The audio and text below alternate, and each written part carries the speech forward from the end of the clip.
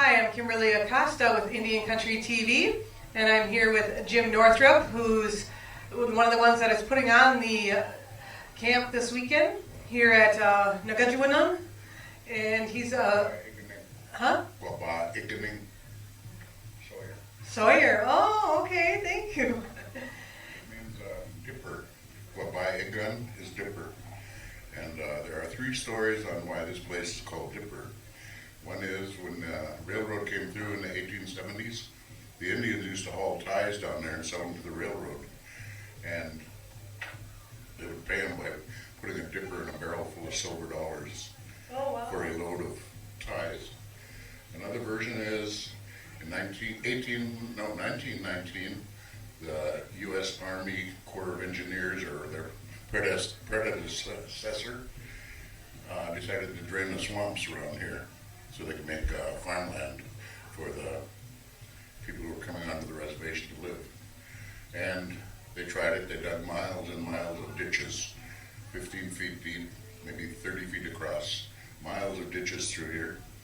And it didn't drain the swamps. All it did was made the wild rice lake smaller. So that was kind of a blow. And then the third version is this place is good for berries. And so this white guy come along with he had a wooden cup and he put nails around the top and he attached a handle and he would rake the bushes for the berries. And he'd get everything.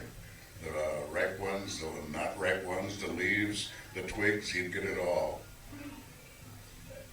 with his dipper. Wow. And you're known for your birch bark baskets that you make and kind of all over the country, the way people seem to know about your baskets. You want to tell us about your baskets and the process? Okay. First it starts with a prayer, and then an offering of tobacco. And then I go out in the woods and I look for good bark. I like to use bark that has little lines rather than big long ones. And I get about 10, 12 sheets at a time because I like to work on it when it's full of oil. Oil is what makes the bark flexible. What's the best time of year to harvest? When the deer flies first come out.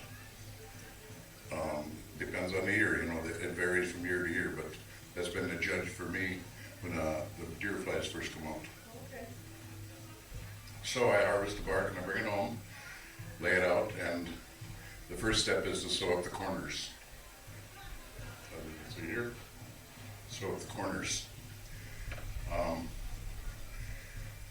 There's a little thing inside here it's hard to see, but the distance from here to here and here to here is different. One side is a little smaller, and so that makes one side belly out a little bit more.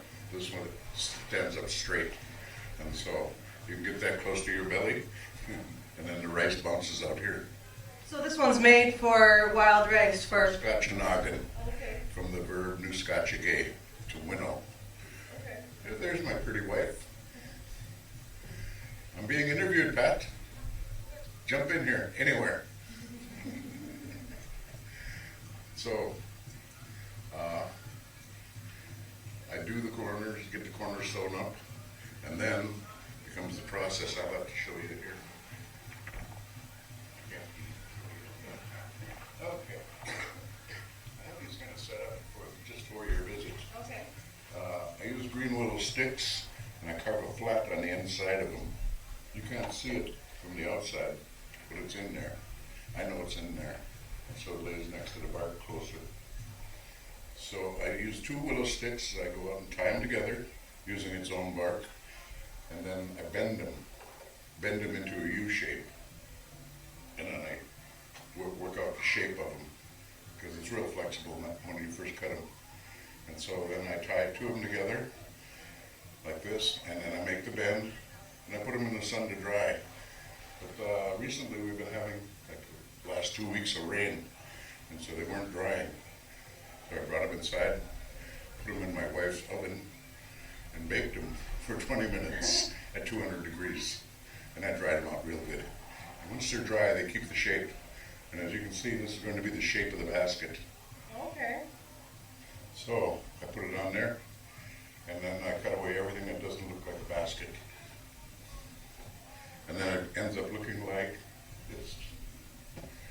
see the sticks, give it the final shape. Cut it up. Yeah, big. Take one. No, keep the soup. Keep the soup. I'm in the middle of an interview there. Say hi to the camera. Hi. Tanisha, say hi to the camera. Okay. Linguist. Well, they brought me my taco. Oh, yeah. So anyway, the sticks determine the shape.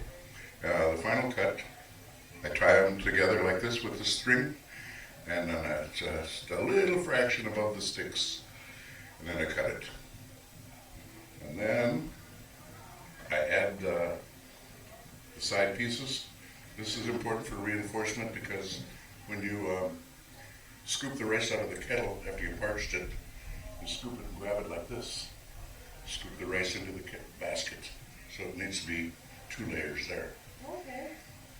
So when you're fanning rice, it's like this, and this needs reinforcing because that's where the strain is. You know, with your hands inside like that, bouncing the rice. So we put 2 layers on there. And birch bark, as you notice, likes to curl. Mm-hmm. So when this curls, this one will curl into the one that's curling out. So they kind of cancel each other out, but they make it stronger because they curl into each other. So, what else? Okay, then I got the final shape. I got the holes in there. I use my Magoose. Nagaajiwanaang circa 1830. Tell the story about the circuit 1830.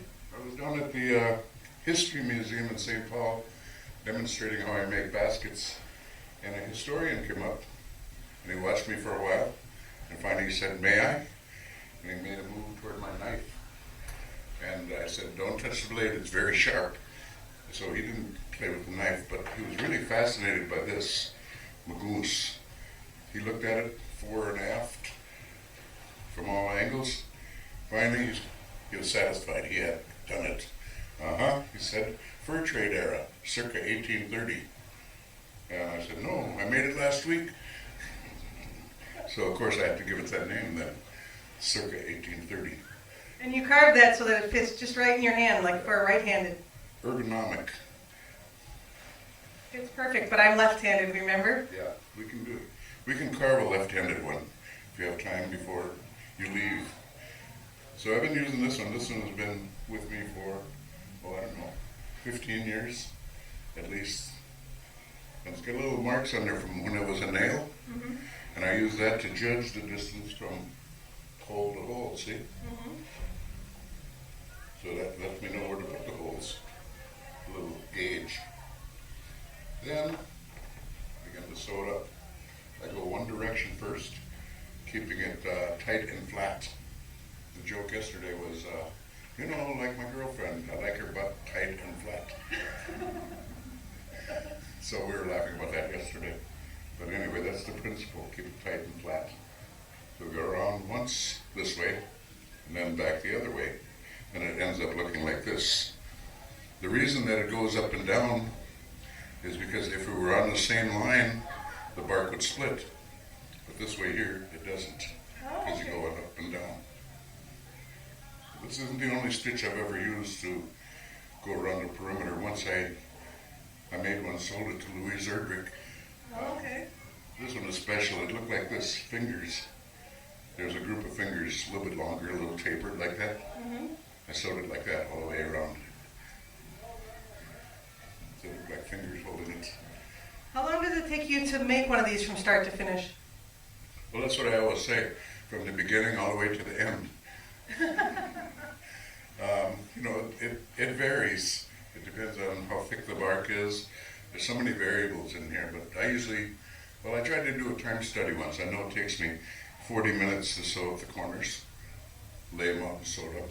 That's 40 minutes there. Trimming it to size, that I'll be doing next with that one, it only takes about 20 minutes. But the whole thing, I guess I would estimate 12 hours, 10 to 12 hours. And I've made every mistake you can make on it, and I don't do it anymore. I don't make those mistakes because I recognize them as mistakes. How long have you been building birch bark baskets, and who taught you? Well, about 35 years ago, I looked around and nobody was doing this anymore.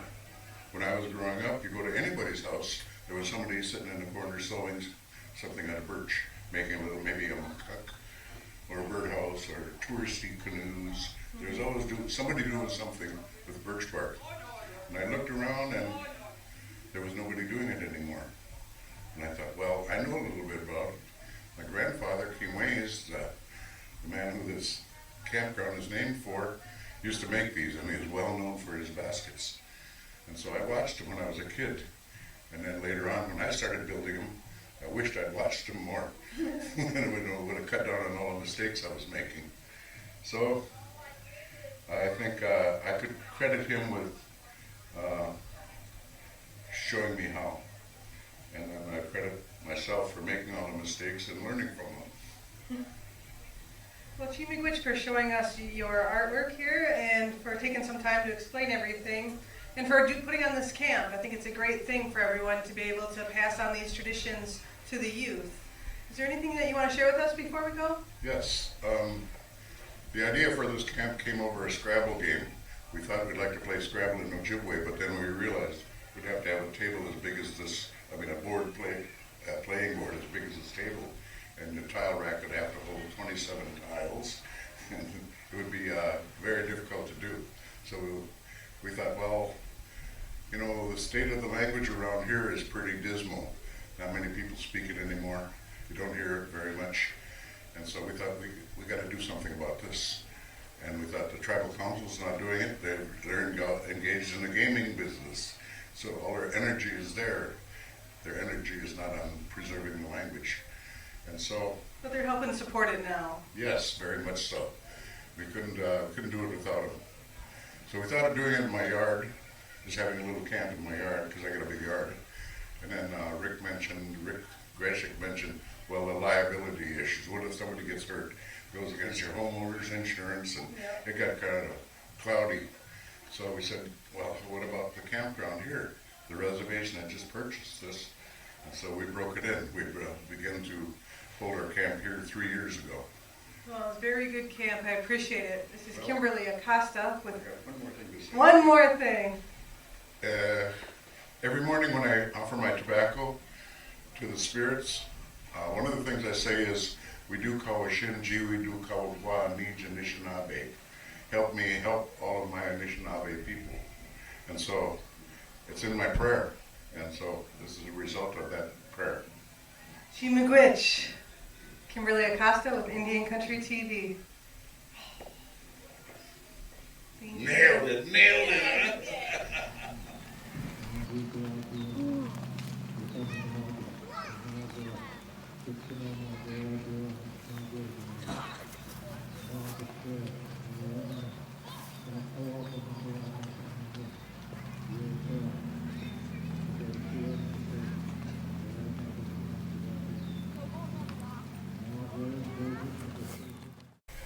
Now listen in, my girl. Is this your talking? Yeah.